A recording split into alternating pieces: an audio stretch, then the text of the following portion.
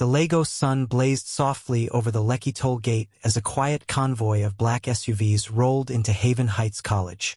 Among them, a single girl stepped out, not in heels or designer clothes, but in sneakers and a plain white shirt. She adjusted the straps of her backpack and wheeled out a foldable bicycle.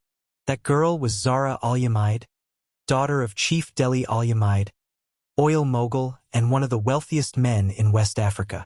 But none of that mattered to her. She had just returned from the U.S., choosing to finish secondary school here, in Nigeria. Her father's mansion in Banana Island shimmered with every luxury, yet Zara asked for a room with no maid and a quiet corner to think. She wanted to live simply, ride a bike to school, wear her own clothes, and make friends without her name doing the talking. Students stared as she rode into campus. Bicycles weren't normal here. Not when Range Rovers lined the parking lot. She heard them whisper, "Who treks to Haven Heights? She's probably on scholarship." Zara heard it all, but her father's words echoed louder. "You don't need to flash wealth to show worth. Character speaks louder." She parked near the back gate, locked her bicycle, and walked in calmly, ignoring the stares, ignoring the laughter. She wasn't here to impress anyone. She was here to learn, to start over, and maybe to disappear in plain sight. But Lagos had other plans. A sleek black SUV with tinted windows purred to a stop in front of Haven Heights. The driver jumped out and swung the back door open like a bodyguard in a Nollywood film. Out stepped Dima Eze, Dima, as she preferred to be called. Her red silk shirt hugged her figure, gold jewelry sparkled under the morning sun, and her heels clicked dramatically against the pavement. She carried a designer bag with a loud logo and an even louder attitude. Students turned. Heads swiveled. Phones slid out to record. "She's the billionaire's daughter, right? I heard her family owns Eze Holdings. They donated a whole building." Dima smiled. Let them believe what they wanted. She strutted into the school like it was hers, ignoring the school prefects, ignoring the uniform code, and basking in admiration. Inside the classroom, she sat in front, central spotlight, surrounded by eager flatterers. "Your bag is giving Paris vibes," one girl said. "It is," Dima replied smoothly. "Daddy got it from Milan. Said I needed something subtle for school." They gasped. At the back of the room, Zara quietly opened her notebook. Her white shirt was neatly ironed, and her hair tied back in simple braids. No one noticed her, and if they did, they looked away. Dima glanced back once. Her eyes settled briefly on Zara's backpack, then her shoes. A smirk tugged at her lips. This school wasn't big enough for both of them. Not when one walked in diamonds, and the other on two wheels. By the end of the week, everyone at Haven Heights knew her name. Bike Girl. Dima made sure of it. She didn't need to raise her voice. Just a loud laugh, a pointed stare, and whispers dropped like breadcrumbs. "Did you see her shoes? Maybe her dad is one of the gatekeepers. Nah, scholarship sure pass."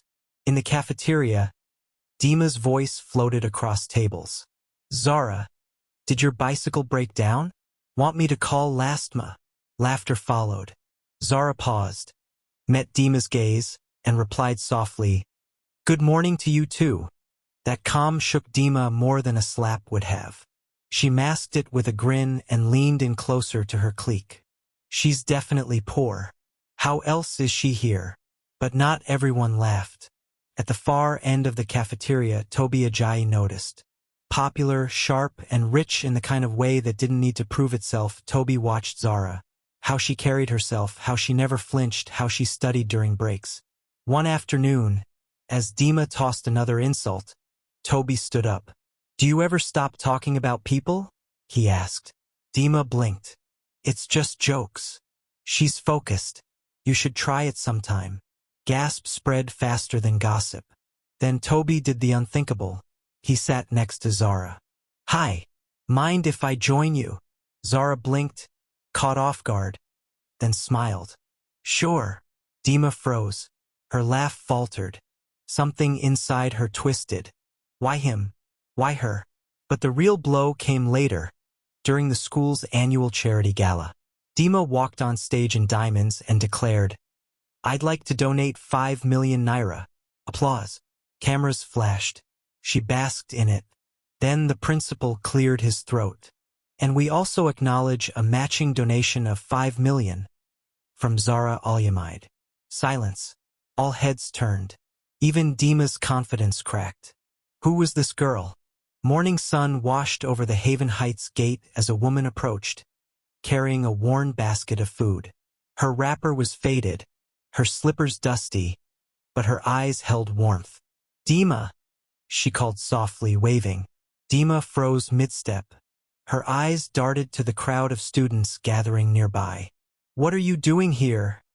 she hissed, storming toward the woman. "I told you not to come to this school. I brought you jollof and plantain. You've been skipping dinner," the woman said gently. "I don't want it. Leave before someone sees you." The woman's smile faltered. "I'm your mother. Don't say that out loud." Dima snapped. Zara, arriving at the gate on her bicycle, saw the commotion. Her heart sank as the woman stumbled from Dima's shove, the basket tumbling to the ground. Zara rushed forward. "Ma, are you all right?" The woman nodded shakily. Zara helped her up, brushing the dust from her blouse. "She's just overwhelmed." Dima glared. "Why are you always pretending to be so righteous? Is this your mother?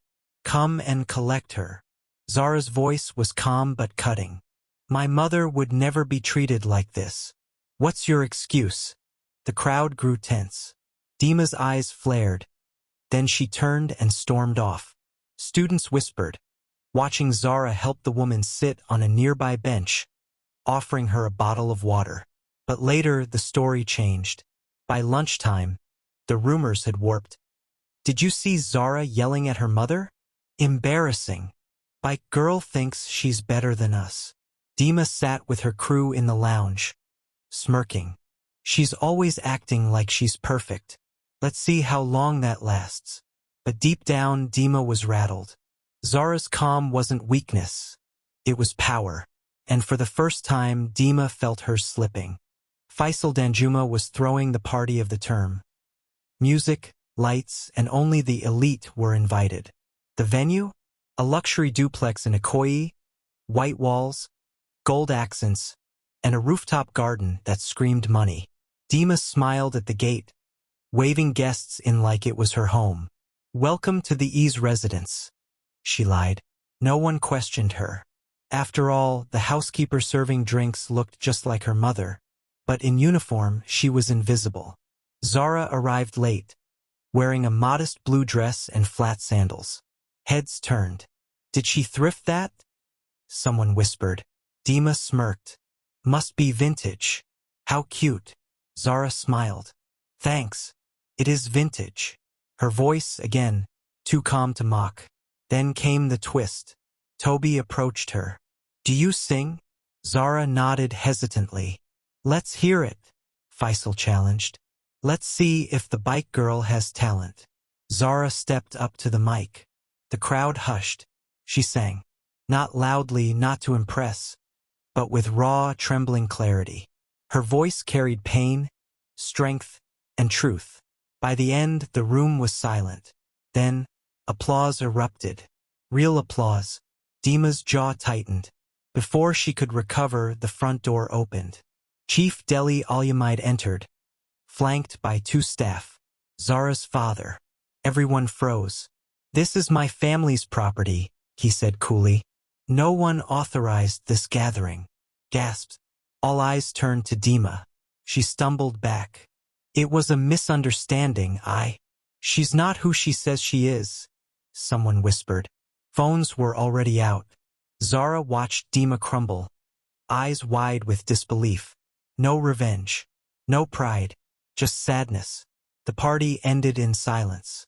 And Dima's fairy tale ended at the gates of someone else's mansion. The party disaster went viral by morning. Dima's lies, her fake wealth, her mother's exposed identity. It was all over Haven Heights group chats. Her scholarship was revoked, expelled. Even worse, her closest allies, Kemi and Faisal, cut her off. Alone and humiliated, Dima sat in her mother's cramped apartment, anger bubbling. Why does Zara get everything? The money, the love, even Toby. That's when she made the call. Emeka, she said sweetly, I need your help. Emeka Uma, her last loyal follower, still believed she could love him. What do you need? I want to teach her a lesson. We'll just scare her. He hesitated. Just scare. She smiled. Just scare. That night, as Zara walked home from her evening tutorial, Emeka approached her near the estate gates. Hey, sorry. Can you help me find Silver Crescent? Zara barely nodded before a cloth pressed over her face. Darkness. She woke tied to a chair in a damp, echoing warehouse. Her head throbbed. Rain tapped on the rusted roof. And in the shadows, Dima appeared. You think you're better than me? Dima spat. With your perfect life and silent pride? Zara met her gaze. You need help, Dima. This isn't the way. You always play the victim. Not tonight. Dima turned to Emeka. Do it. He froze. Do what? Break her. Make her beg. Emeka backed away. This isn't what we agreed. You're useless, Dima snarled. Just then, the warehouse doors burst open. Toby, 2 security men, flashlights blazing. Step away from her. Dima, Toby said, voice low but deadly. You don't understand, Dima cried. I do, he replied. You've finally lost everything. As Zara was untied, Dima collapsed to the floor, sobbing. She has everything, she whispered, and I have nothing. Toby looked at her with pity. No, Dima, you just lost yourself. The news spread faster than fire on dry grass. Dima Eze had been arrested for kidnapping. At Haven Heights, students whispered in hallways, scrolled through blog headlines, and replayed Zara's rescue video on TikTok. The once envied girl was now a warning. Zara stayed quiet through it all. She rested at home, surrounded by warmth. Her father, Chief Olumide, sat beside her, eyes darker than usual. You've been through more than any girl your age should, he said. But you stood strong. I'm proud of you. She nodded, the weight finally catching up to her. Outside, the world was shifting. Kemi avoided Dima's name. Emeka faced charges. The lies, the pretense, the cruelty. It had all collapsed. Dima sat alone in a cold police cell, the echo of Zara's voice haunting her. For once, no filters, no jewelry, no crowd, just silence. She had traded everything to be someone she wasn't, and lost herself in the process. Toby visited Zara the next day, holding a small bag of her favorite chin-chin. I thought I'd check in, he said, offering a soft smile. Zara smiled too. I'm okay. Just tired. You shouldn't have had to go through all that, he said. But I did. And maybe someone else won't have to because I did. They sat quietly for a moment, no need for words. Toby looked at her. You taught me something, Zara. What? That grace doesn't shout. It endures. Zara looked away, eyes glistening. Thank you for seeing me. When no one else did. Their fingers brushed briefly. A spark, soft, honest, unspoken. Maybe this wasn't the end of the story. Maybe it was the beginning of something real.